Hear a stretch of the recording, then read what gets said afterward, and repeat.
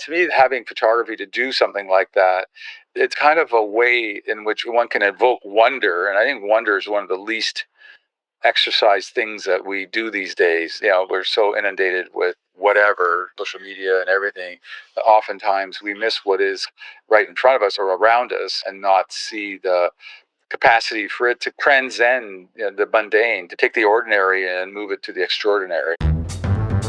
You're listening to the B&H Photography Podcast. For 50 years, B&H has been the professional source for photography, video, audio, and more. For your favorite gear, news, and reviews, visit us at bnh.com or download the B&H app to your iPhone or Android device. Now here's your host, Derek Fassbender. Welcome, listeners. I'm Derek Fassbender, host of the B&H Photography Podcast. And I'm Jill Waterman, the podcast's senior creative producer. And I'm Mike Weinstein, the show's technical producer and audio engineer. Industrial expansion has left an indelible mark on our natural world, fundamentally altering landscapes and ecosystems for the sake of material progress and modern convenience. This transformation has created an environmental challenge of unprecedented scale. On today's show, we'll connect the dots between the raw materials that make up our planet and the industrial forces altering our contemporary landscape in a chat with a photographer who's documented these profound global changes firsthand. But before we begin, here's a bit more about our illustrious guest. Edward Burtynsky has spent more than 40 years bearing witness to the impact of human industry on our planet. Regarded as one of the world's most accomplished contemporary photographers, Burtynsky's work is included in the collections of more than 80 museums worldwide and featured in major exhibitions around the globe. Born in St. Catharines, Ontario in 1955, Burtynsky's early exposure to a nearby General Motors plant and ships navigating the Welland Canal in his hometown captured his imagination, helping to formulate his ideas about the scale of human creation he would later capture in photographs. These images explore the collective impact we as a species have on the surface of this planet. A select list of Burtynsky's many distinctions include the inaugural TED Prize, the title of Officer of the Order of Canada, the International Center of Photography's Infinity Award for Art, a Royal Photographic Society Honorary Fellowship, and the World Photography Organization's Outstanding Contribution to Photography Award. Burtynsky currently holds 9 honorary doctorate degrees, and in addition to his work in photography, he was a key production figure in the award-winning documentary film trilogy Manufactured Landscapes, Watermark, and Anthropocene, The Human Epic. All 3 films continue to play in festivals around the world. Ed Burtynsky, welcome to the show. Great to be here. It is great to have you on. We'll dive right in, Ed. Your earliest pictures are traditional large format landscapes shot on 4x5 sheet film, but instead of making classic calendar type views, your interests in painting and the abstract expressionists led you to apply aspects of that artistic style. Now, when composing with a large format camera, the image is presented upside down on the ground glass.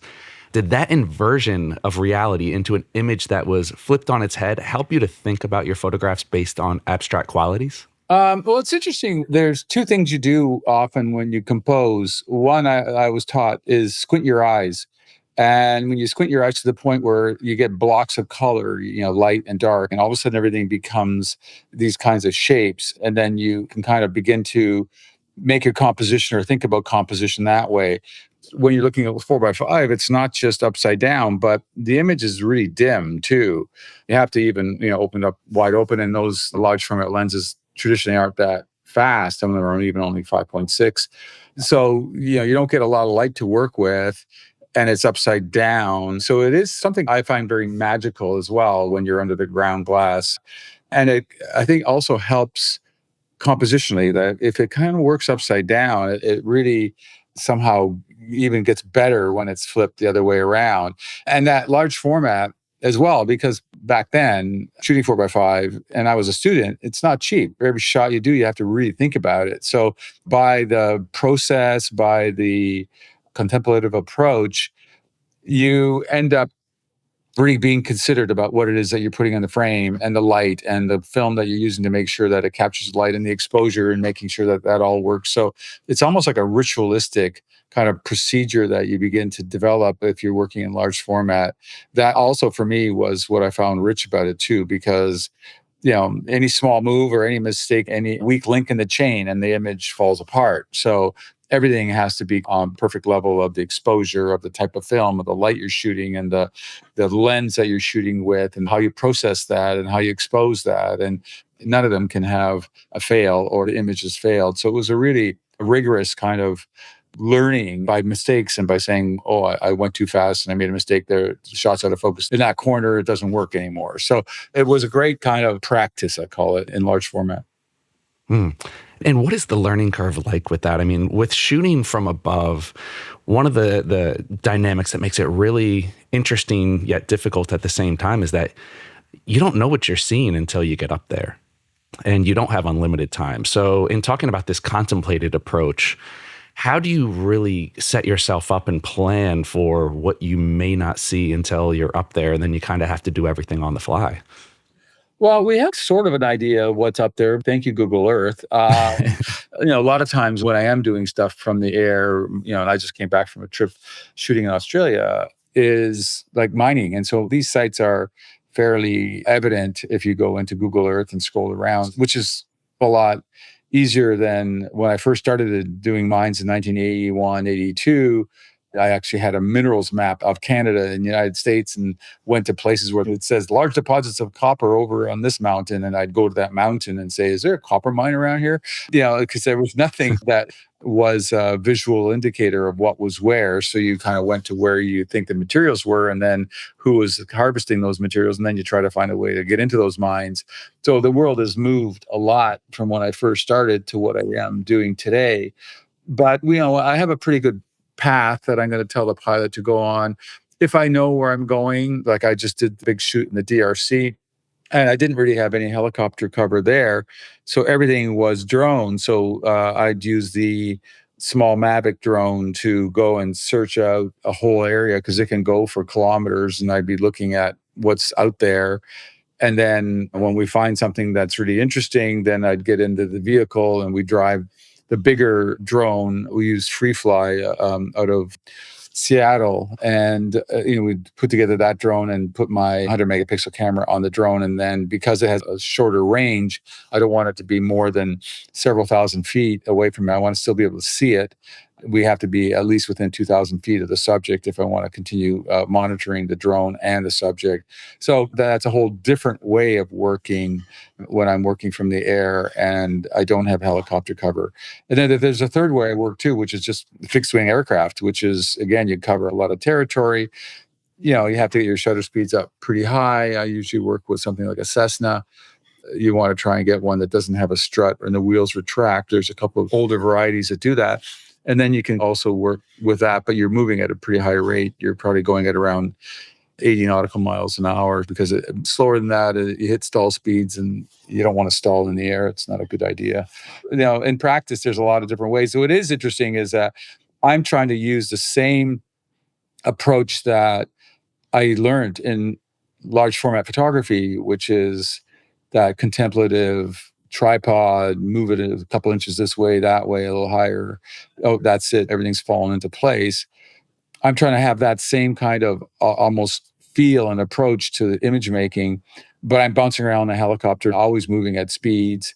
Drones are a little bit better for that. I can lock a drone in space and just move it around a couple of degrees one way or another. And it's more like that ability to compose as you would with almost like a tripod. But if you're in an aircraft, you're moving and you don't really get a second chance to be in the exact same spot. So even when the pilot comes around again, it's never exactly where you want. So there's a lot more overshooting to try and make sure that the one that you want feels like everything is just dropped into place as it would as if I was using a tripod 800 feet or 1,000 feet. Mm-hmm. Now, the decision between fixed wing, helicopter, drone, is that dictated strictly by the landscape and what you can get up? Or when you have a preference, what do you prefer? If there's a lot of material in a small area, I prefer a drone. If there's stuff that I need to explore over a vast terrain, I prefer a helicopter.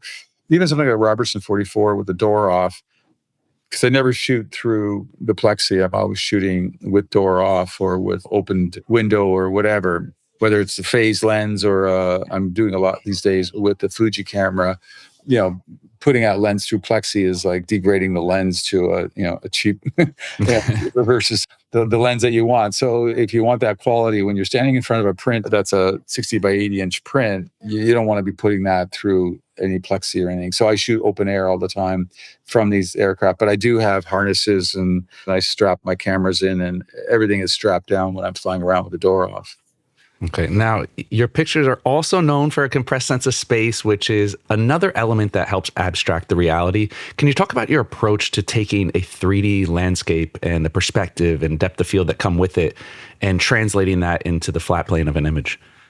Well, it's interesting because at first, when I fell into photographing with a 4x5 camera, I just wanted a willing subject that was sitting there and didn't move around too much, and I could kind of slowly approach and figure it out. And so, to me, it was like landscape, and I went after things like really, really dense kind of shrubbery. And back in my mind, I was thinking like Jackson Pollock, Dubuffet, but I want to do it in the world of photography. The visual and the visual arts that I was pursuing in the medium was to have images that were highly complex. I kind of always saw photography's one of its greatest strengths is its ability to render detail on a level that if you're a hyper-realist painter, to get that kind of detail, you'd have to sit in front of a painting for a year, slowly painting every square inch of it into that detail. Whereas, 4x5 or an 8x10, bang, you've got high resolution detail, hyper detail in a way that we don't see the world ourselves. I mean, that's what I actually fell in love with. I understood that when we're in the world with the way we see, we have maybe 200 degrees of vision and with periphery included. And there's only like 8 degrees of that is actually sharp. And that's when we read. There's a part of our retina that has the highest density of rods and cones. And that's where we pick up our detail in that 8%. But the rest of it kind of starts to fall off pretty quickly. Whereas when you get a super high resolution picture, you're seeing all of it at once in that hyper sharp way. And I kind of understood that, very early on in photography, and I really fell in love with it. So when I started to compose, I composed like a painter would think of the whole canvas. I was going corner to corner, top to bottom. Everything had to work. Everything had to fall into place. The color, the texture, the light, the density, the flattening out, the all overness, and all of that. So when I went out and I did landscapes, I was not just trying to do calendar pictures. I was trying to do Jackson Pollock's out in the forest. And that's where I kind of did my training, like learning your scales. As a musician, I was learning my scales out there in that complex environment where you're walking and everything is just chaos. If you've walked in the forest, you realize it's one of the most complex, dense areas of information, very different than walking down the street where you got pavement, bricks, glass. All these surfaces are very readable and very understandable very quickly. Whereas here, in that complex matrix, I would find that, if I just go over here and attenuate my eye, the whole thing snaps together and it's really interesting. And it's way more interesting than a foot in either direction. So it was kind of that dialing in of your eye and your ability to navigate chaos to the point where, and then just hiving out that one little area that all of a sudden everything snaps together. And I think that training that I did in 4x5 really allowed me then to go into do the same thing to oil refineries, do the same thing to factories, do the same thing to recycling yards or wherever. I think that ability to navigate chaos and then, find the organizing principles of that particular subject and then find the spot where the light, the color, the structure and everything all of a sudden comes together. I love that term, navigating chaos. It's like, as you're describing this, I'm thinking about all the times I've looked out of an airplane and I'm trying to make sense of what's below. Is there like an ideal height? I mean, as you're rising up, for anybody who's ever flown a drone or shot from a helicopter, the higher you get, the elevation, obviously the landscape changes and you start to lose detail and it starts to become a whole different scene. Is there a sweet spot that you hit as far as elevation is concerned where you see differently? Depending on what the subject is and how I want it. Generally speaking, I've always liked a more slightly wide angle lens view versus going in with a telephoto from a helicopter. And the telephoto from a helicopter which happens a lot. But I don't want it to go down the kind of patterny world where it's just formalist and you find the patterns and repetitions and you zoom in on them and visually they're interesting. I want to actually always have a little bit more information that speaks to scale. So if there's a truck in there, like a pickup truck, and then you can recognize that pickup truck on the print, or there's something there that all of a sudden you get the sense of, what that building might be, that size of that building is, or you might know the size of what that roadway is with a car on it or whatever.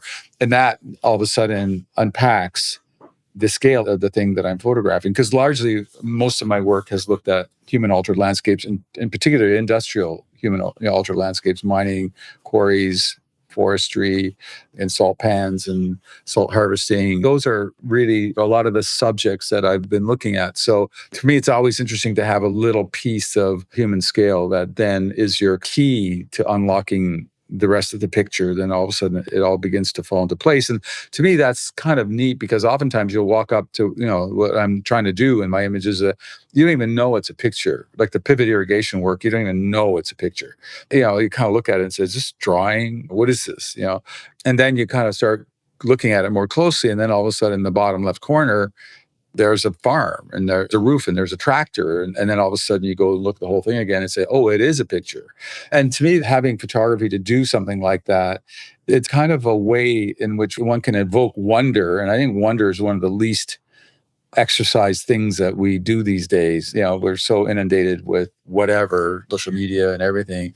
Oftentimes we miss what is right in front of us or around us and not see the capacity for it to transcend the mundane, to take the ordinary and move it to the extraordinary. And to me, that's always a fun transition to work with.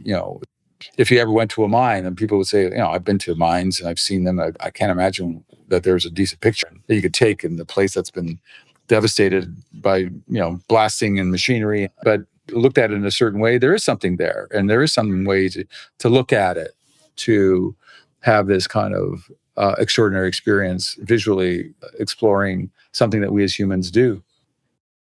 You talked about planning out, and obviously your work is meticulous in the planning and the research behind it.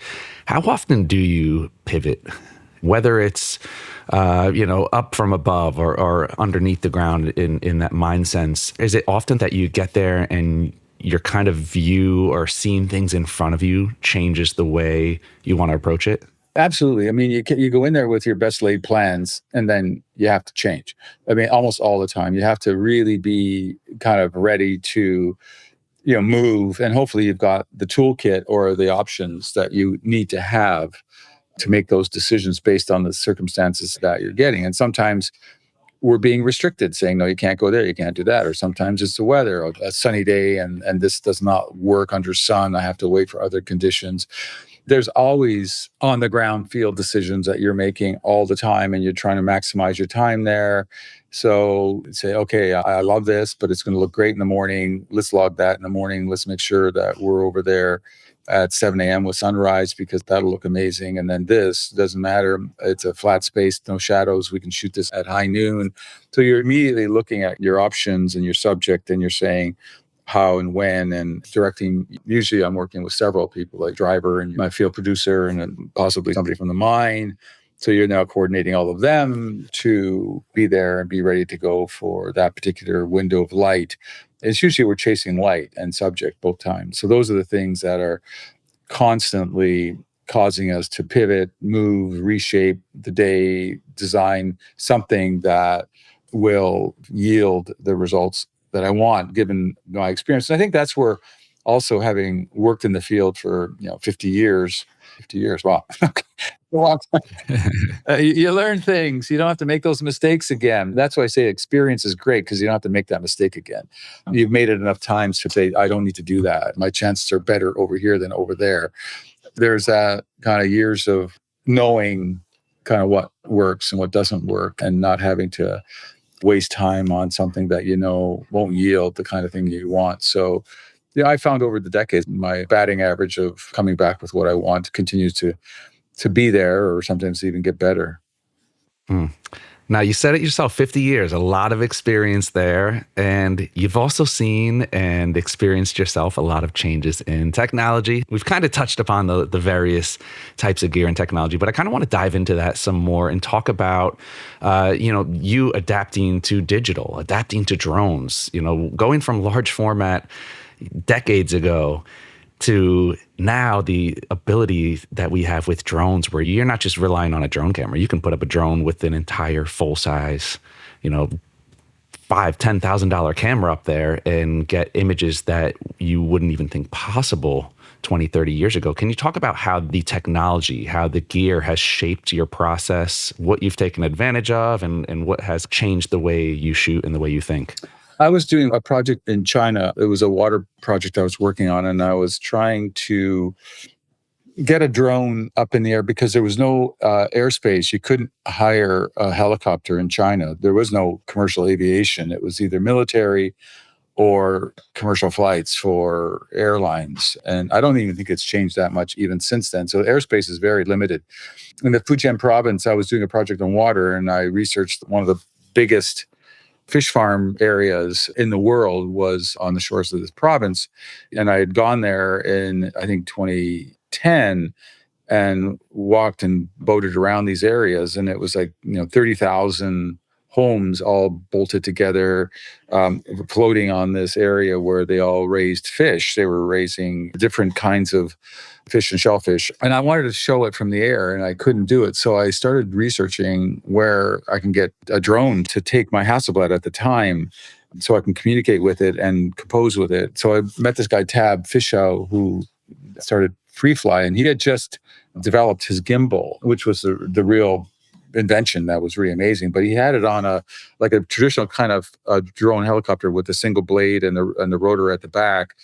And I started working with him. So I had my Hasselblad on his drone in California, testing it in 2011. And we had got it successfully working. So we figured out how to get a little pencil camera pointing down onto the ground glass of the Hasselblad with a transmitter that would pick it up, and I can then look and compose and press shutter. I couldn't change my f-stops, but once my shutter speed and f-stop were locked off, I can then send it up. And for that duration, which is usually about 10 minutes with the batteries, I would have to shoot under that condition, but I was able to shoot and compose. So I had swing, tilt, shift on the gimbal. And then I took Tab with two of those kits to China to photograph these fish farms. That was really the beginning, but I was using that kind of a helicopter with my Hasselblad on it. As time progressed, then there was the 8-bladed drones that became far more stable. I've had Phase-on drones. I've had Hasselblad on drones, and more recently the Fuji 100 GS on drones. So, but as it's going along, it's getting better and better. Now I can control my f-stop and ASA and shutter speeds from the ground. I got way more control today than I ever did. Yeah, it's been an interesting journey, almost 15 years of working with drones and large format digital cameras. Well, this seems like a good time to take a short break, so let's stand up, stretch, shake it out, or if you're already standing, have a seat, relax, and when we come back, we'll continue our conversation with Edward Burtynsky about his awe-inspiring industrial landscapes. Stay tuned. We hope you're enjoying this edition of the B&H Photography Podcast. The best way to support the show is by subscribing on Apple Podcasts, Spotify, or wherever you get your podcasts. For links to gear and more information on today's guests, check out the show notes on your podcast app or visit our homepage on the B&H Explorer website and join our B&H Photography Podcast Facebook group. And now, back to the show. And we're back with the contemporary master of industrial landscape photography, Edward Burtynsky. Now, during the break, Jill had an interesting question regarding the permission required to get into some of these places. Ed, a little earlier on, you talked about the access you would have to mines and industrial sites with the various crew members that you would be working with. Can you talk a little bit about the access and how you've worked that out and how it's changed over time? Has it gotten easier given your notoriety, or has corporate red tape made it more difficult in recent years? Depends. It's a bit of both. I mean, it seems there's less willingness, I guess. I don't know if people are running at a much leaner kind of staffing and expectation of output. I find that if I don't have the CEO, if the top dog of that operation doesn't have buy-in, it gets very difficult because nobody in the management area seems to have the kind of bandwidth to really sit and take care of you while you're on their properties. The helicopters bypass that altogether because they can't stop you because they don't own the airspace. So a helicopter is fine. Interesting, I can fly over with a helicopter, but I can't fly a drone over it. So there's different rules for that. Even if the drone operator has a license to drone operate in those areas, you can't fly the drone over, but you can fly a helicopter over. It's just the way the aviation rules work pretty much in all Western countries. It's always just in Australia. If you go into China, that doesn't work either. Everything has to be approved in places like China. Access it's tricky and is getting trickier. I think people are more afraid of social media messaging and negative messaging. Usually I'm having conversations at a fairly high level with CEOs or members of boards on big minds. I'm usually having the conversation there. I don't bother having a conversation lower down because it's not going to work. And when you get that buy-in, then doors open up. And I've been very careful. I'm a bit of a realist in the world. I've seen a lot. I understand that we have an insatiable need for materials as a society. We like to think we're past that we're now a service economy, and 80% of our revenues and incomes come from service and only 20% in manufacturing. But all that manufacturing, as we all know, and what's happening in America right now, trying to bring some of that manufacturing back, and so much of it went to China, which is where I went 20 years ago to photograph where that all went.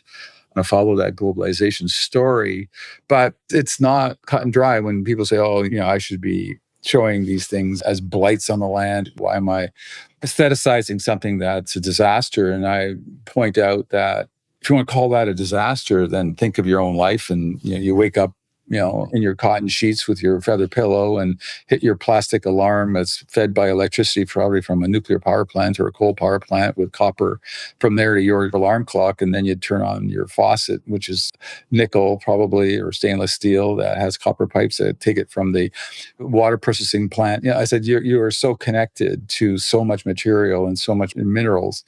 Are you saying that your life is a disaster because we're engaging with these materials every day of our lives? We sit in the subway. Well, that's all materials.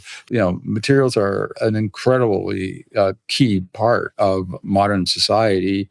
And yet we need to go to sources in nature where these materials are found. And I'm just reconnecting a reality that we still live in a material world, and our cities are built of molecules that came from somewhere. And I'm just taking you to those places that are vast and huge. And so it's like I'm just a messenger, and I'm trying to show it in a way that isn't offensive to the mining industry. If it was offensive to the mining industry, or if I was card carrying environmental cease and desist kind of mining is a blight on the world, then that would be the end of me ever getting on the ground in any mine operation to do it. And I did have the life experience of working as a miner when I was putting myself through university.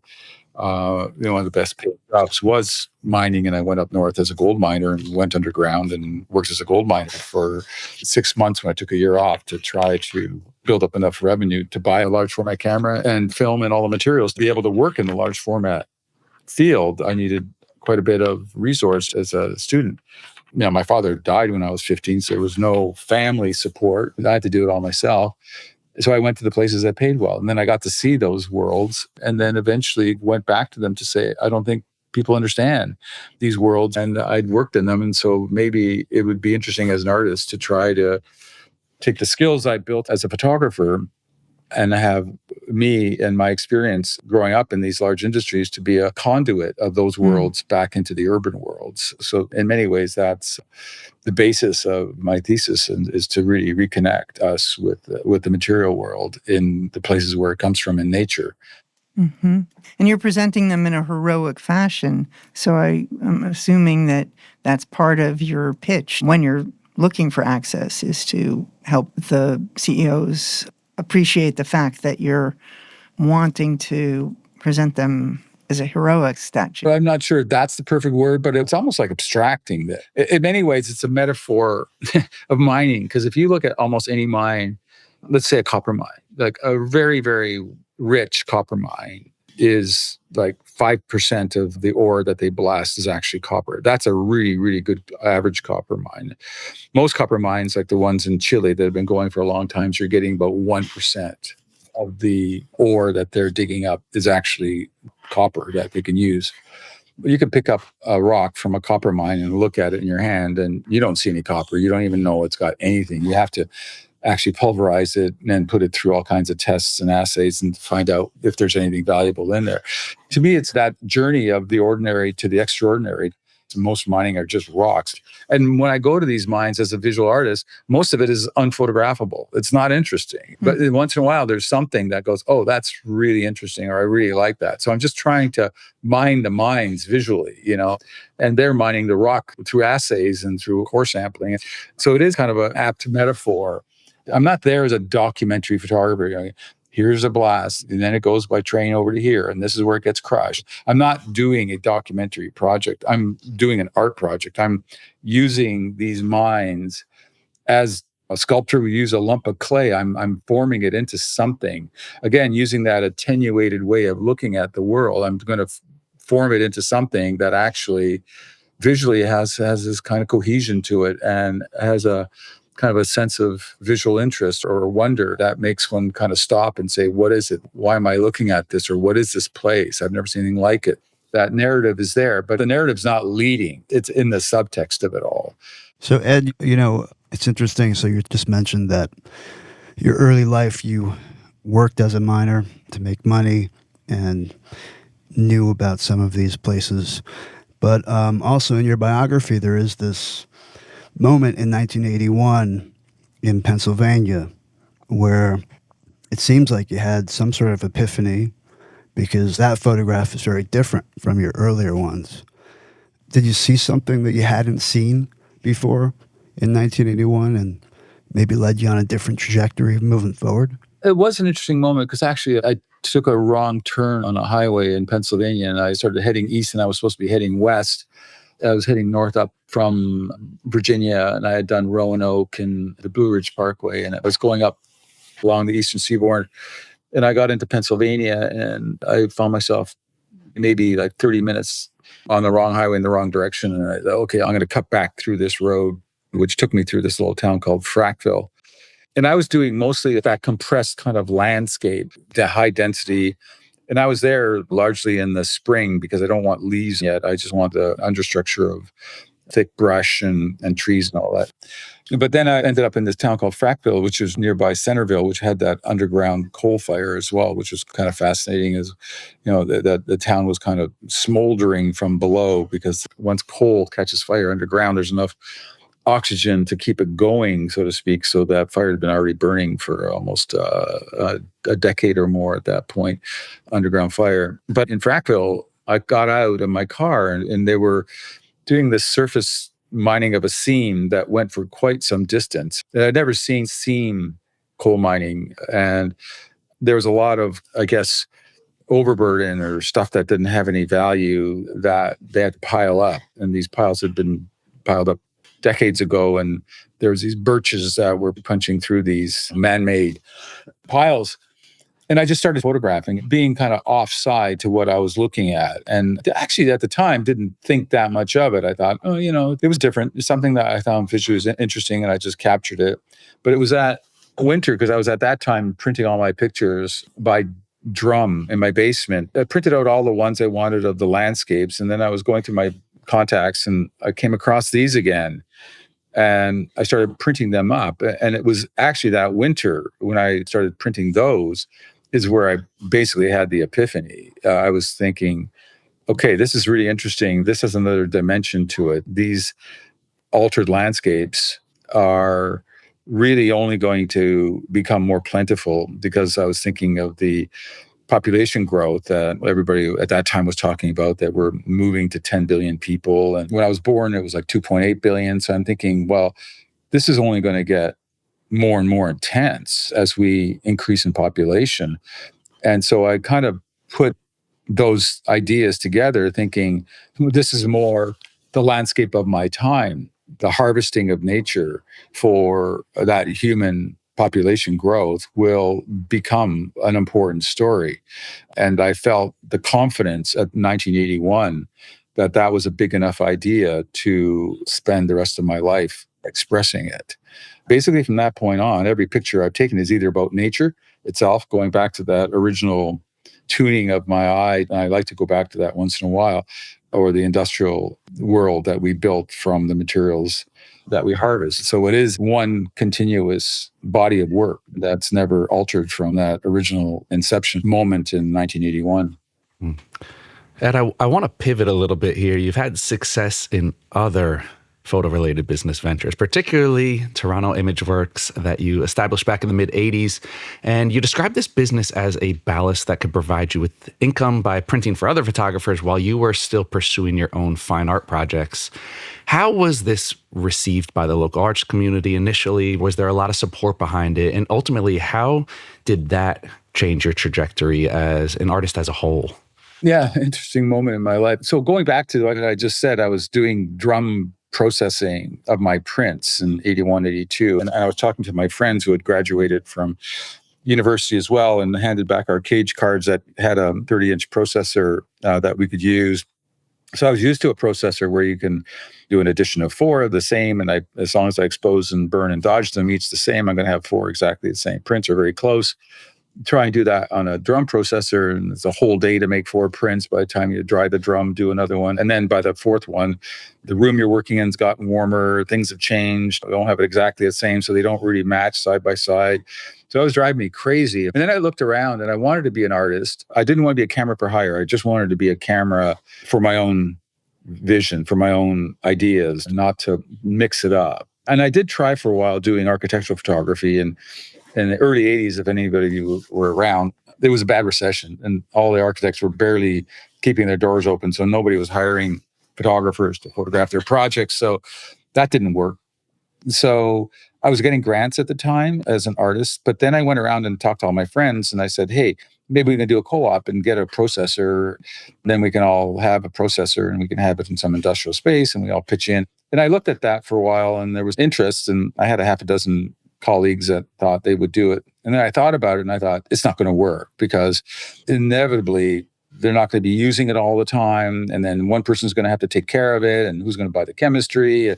I just thought it's just going to be a kind of a slow death of who did what and why isn't it working. And then I thought, well, maybe it could be a business.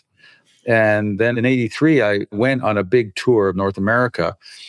Any city that had darkroom rentals, I went in and I had them process some of my 4x5 film. I did some prints and I basically took their brochures, looked at their pricing, talked to the owners, said, I'm thinking of doing this in Toronto. And eventually found a guy in Buffalo who had really evolved it probably to the furthest I've ever seen anybody do a darkroom rental. And we did talk about partnering, but that kind of fell apart. But I took all those ideas and said, I'm going to build an amazing state-of-the-art darkrooms incorporating all the best of everything I saw in all these 10 places, because I printed in all these places and saw what was wrong with them. And somebody walked by and the enlarger started shaking and had to throw that sheet of paper away. And I realized all these things have to be considered, and dust and a place to blow it. And each table had a light box and the enlarger was independent of the walls. So if somebody slammed the door, it's not going to shake. It took every possible thing. You walk out into a dark corridor with your paper, feed it right into the machine, but there's enough light there that you can navigate it. So all these kind of questions I answered, and then went out to raise money. And like, I'd never owned a business, nor had I ever worked a day in a lab in my life, but I knew about the process. And I put together a 230-page business plan with the best, worst, and most likely scenario of the outcomes of me opening this up. And lo and behold, I was able to find enough investors. I kind of basically said, what's the perfect lab and how much would it cost? And I realized at that time it cost $250,000. This is 1983. So I went out and said, I need $250,000 to business people because I want to build this lab. And there was enough people that believed in me that, I was able to raise that money. And I started the darkroom rental in 1985. which is still running as a lab. We now have, I think there's over 20 people. I just merged with another company, and we're probably one of the biggest labs in Toronto right now. So that's 40 years later. But what it did do for me was it allowed me not to have to be the camera for hire, because the two places where most photo artists went to make their way to create their art was either they became commercial on some level, whether it's for advertising or product photography or fashion or something, and then try to make their own work, or they taught and try to make their own work. And in both cases, I saw more failures and successes where if you went commercial, that commercial overrode your creative spark that made what you did as an artist, kind of diluted it. Teaching had a better chance because you got summers off often and you'd have that window to actually create work. But I also found that a lot of teachers who had artistic aspirations early in their careers didn't follow it.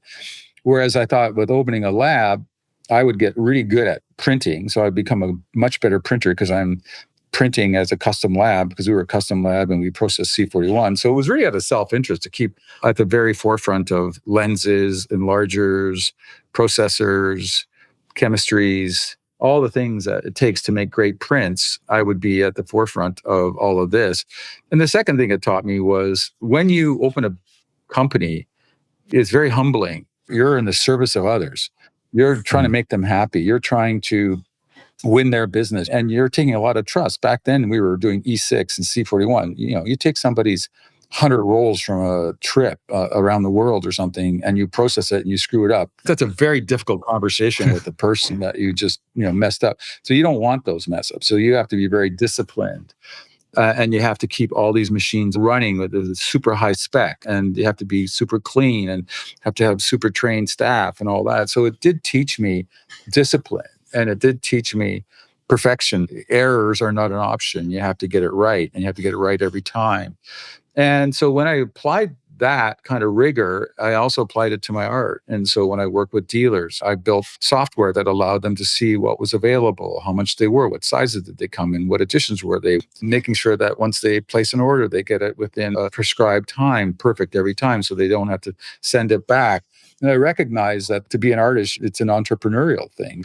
Yeah, you can sit and work and create, but at the same time, if you're going to make a living at it, you're going to have to deliver these things, and you're going to have to deliver them in a way that is beneficial to the person. So when they're going and they have 30 artists in their drawers and they have a client, when they're looking at all those artists, are they going to pull your drawer and say, here, take a look at this guy's work? I always thought that if I was really good and, not only in the work, that the work was good, but also that the delivery of all that they need for them to be a successful gallery and to get their clients satisfied, gave me a kind of a better chance of success to have dealers around the world who would be confident in selling my work to potential clients. So I think that training that I developed in starting Toronto ImageWorks was very, very complementary to my work as an artist as well. Wow, that's fascinating. And we've barely scratched the surface. There's such a storied career, and the impact even more far-reaching than your incredible body of work. And now you have a retrospective exhibition, The Great Acceleration, that will be on view at the International Center of Photography in New York through September 28th. We've talked about the last 50 years, the technology, how your workflow has changed, what's stayed the same. What does the future hold for you? I mean, technology keeps doing its thing. And over your career, you've seen even the conditions that you're documenting accelerate vastly with that technology and the changes environmentally. What does the future hold for you, for us as a society? It's interesting because that is a very big question. And I think one of the things that anybody who's paying attention right now, especially in the field of visual arts, AI has all of a sudden arrived. The interesting question that it brings to me is you can kind of appear as a photographic artist, never having picked up a camera. You can just prompt your way into, I'm working in what looks like photography, but it's AI. And, I remember pondering this, like even when DALL-E and some of the other programs were just hitting the market. And I was, wondering, does somebody who's never picked up a camera, never taken an art course, never really expressed in a way an interest in being an artist. And all of a sudden, by coming up with some clever prompts, you can get something that looks like art, something that somebody might have taken years to hone that kind of craft, that kind of approach, that kind of style, that palette, whatever it is that distinguishes that artist. And all of a sudden, through prompting, you can get there. That raises a lot of questions. And I'm trying to grapple with it myself. And I mean, the exhibition, The Great Acceleration, is really something that David Campany, the curator, and no curator had ever done this before. He went all the way back, pre the 1981 work that I did. He went to the 1979-80 work and is including some of that. And he basically wanted to draw a line from the fact that in my second year university, I was already on that trajectory of following that great acceleration. That early work was looking at agriculture because I immediately understood the way in which we have reshaped the planet more than any other way, whether it's mining, quarries, cities, whatever. Just to give you a quick example, if you look at all arable land in the United States of America and said, how much of that is urban? It's like 1%. You ask yourself, how much of that is agriculture? 30%. So that just gives you a kind of perspective. So I was looking at industrial agriculture back then. So that's even including that. And then looking all the way to my most recent work. So the Great Acceleration is now a term used by scientists and other people in the field of planetary monitoring. And the Great Acceleration is referred to really, it starts right after World War II. You see this massive acceleration in manufacturing, and the 50s was the beginning of the consumer society, whereas it wasn't that before. People had what they had, but life wasn't running around buying stuff. That consumer society was again, one of the early indicators of the Great Acceleration. In an interesting way, I'm also taking it all the way to AI. I was thinking, well, I'm not going to become myself an AI artist. I mean, I don't think that's something that I want to sit down and learn from scratch. That's for another generation. But I did find somebody in that other generation. There's a gallery that's just open called Heft, and his name's Elkan. And I saw his work in Perry Photo last year, and I thought it was really interesting. I thought, if I was an AI artist, I would do work like this. And it was like trying to project the world into the future. The owner of the gallery said, well, interestingly, he cites you as inspiration for his work. And I went, oh, really? And then he showed me a whole book of it. And I went, oh. And so it started a conversation. So I started talking to him. So now we're collaborating with him, and I'm helping shape where he's going with it. And it's almost like me projecting my work 100 years forward into a manufactured world that's almost beyond the imagination. Wow. And I'm doing all this printing here in Toronto at Toronto Imageworks because I found the one thing that I wasn't crazy about on the prints on the walls I saw in Perry Photo was the quality of his print. So I said, hey, you work with me and we'll start getting files that will look like my quality work on the walls at 60 by 80. So we just showed our first one about a month ago. And we sold it as a one of one. And we're doing a big exhibition in September of about 11 of these one-offs, one of one. So we're making it very kind of rarefied prints where there are collaborations between myself and this AI artist. And they're fascinating. They're looking at a future world through this kind of uncanny valley of, is this possible? And the scale that he's working with is the kind of, as I said, if I could find a place in the world that looked like that, I would photograph it. But now he's finding those places in AI. So I'm saying, well, let's make some great prints out of them and work together. So I'm shaping him too. I'm saying, go this way. This feel, this look is more interesting than what you're doing over here.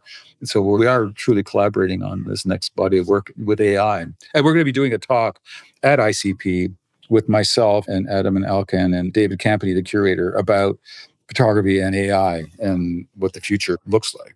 But it's anybody's guess. It's moving so fast.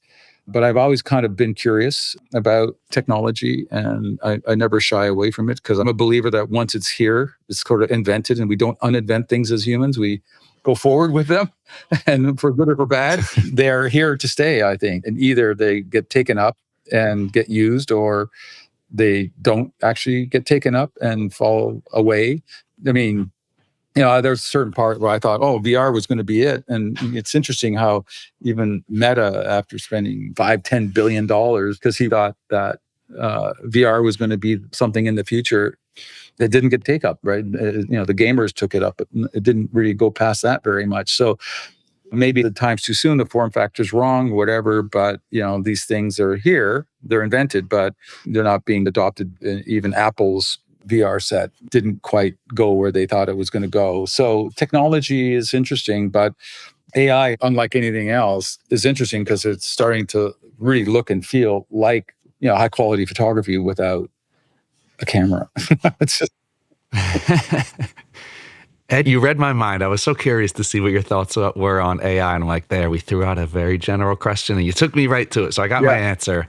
But that sounds fascinating. And that symbiotic relationship with you and Elkan, I clearly need to stop watching Black Mirror and get my idea of the future from that Edward Burtynsky Elkan collaboration. That sounds wonderful.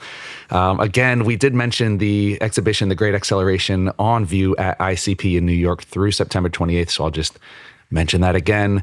Ed, where can our listeners learn more about your work and follow along? I have a website, which is usually pretty comprehensive. And then on the website, there is a place if you want to sign up for my newsletter. And so usually once every 2 months, I update it and send it to people's inboxes. And it basically says if I'm doing a talk somewhere or a new show is happening somewhere or a screening is happening. So all the things around my work are there in those newsletters. So if you're interested in what I'm doing and I'm going about doing it, that's a good place to start with my website.